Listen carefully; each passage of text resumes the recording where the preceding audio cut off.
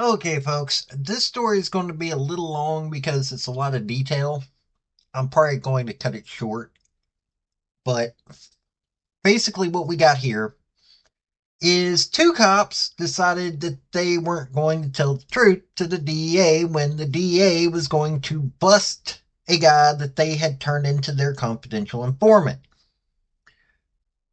I know that if somebody is a confidential informant, then most of the time, local cops can work out a deal with the federal law enforcement, but they didn't do that. And it led to arrest and funny hijinks. Well, not actually any funny hijinks, but one of them has pled guilty. The other one is fighting in court. The guy that pled guilty got a hilariously light sentence. So, after my brief introduction, we're going to get into what exactly these two cops did. Howdy, y'all. This is Paul, the Redneck Thinker. What we have here is a channel to communicate. I want you folks to be thinking by the time you leave my videos. Why? Because I'm tired of people talking via what other people tell them to think. So, watch my video and enjoy the chance to think for yourself. Okay, got a Substack link down below. You can, if you don't want to always hear this stuff or whatever, you can subscribe to my Substack and it's free. I have everything free to everyone. Unless I start getting some paid subscribers, everything's free to everyone. I'm not, and I probably will still have most of my stuff free anyway, but on to the story. This is from a DOJ press release.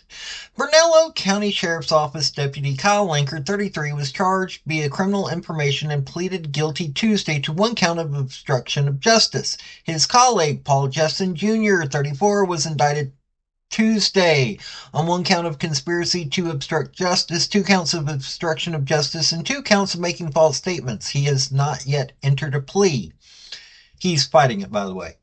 According to Mr. Linker's plea papers, the two deputies met the drug trafficker during the execution of a state search warrant in Los Ranchos,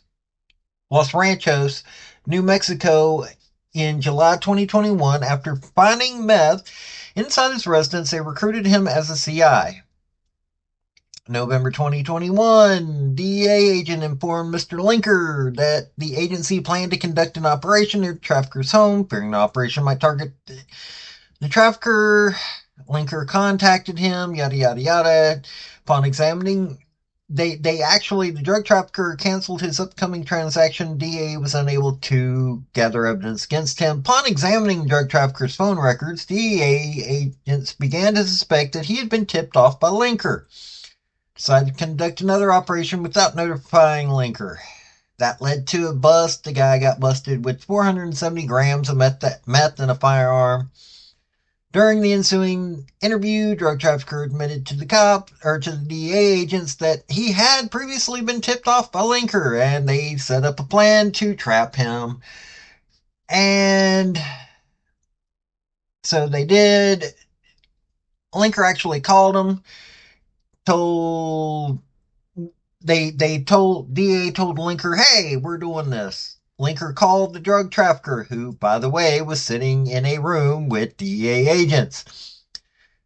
Linker told him he was on DEA's radar, instructed him to have someone else deliver drugs to the DEA informant. Shortly after receiving word from the DEA that the operation would continue as planned, Linker texted Jensen to complain about the DEA's plan, tell the trafficker not to sell to anyone, and go to a hotel or stay with someone else for a bit. Jensen allegedly responded, what I should do is have you call the trafficker. That way, when they ultimately say I tipped him off, I can show them my call logs and be like, I haven't talked to him since this morning, Linker texted back.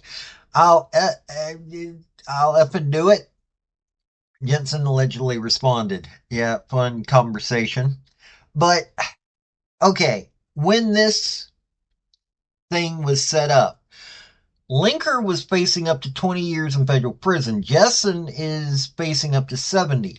Okay, now Linker has actually already been, he pled guilty, so it came down what he was going to go to jail, or how much time he was going to go to jail, which is U.S. District Judge James Browning sentenced Kyle Linker to 8 months of imprisonment with 30 days to be served in federal prison and the remaining 7 months on house arrest.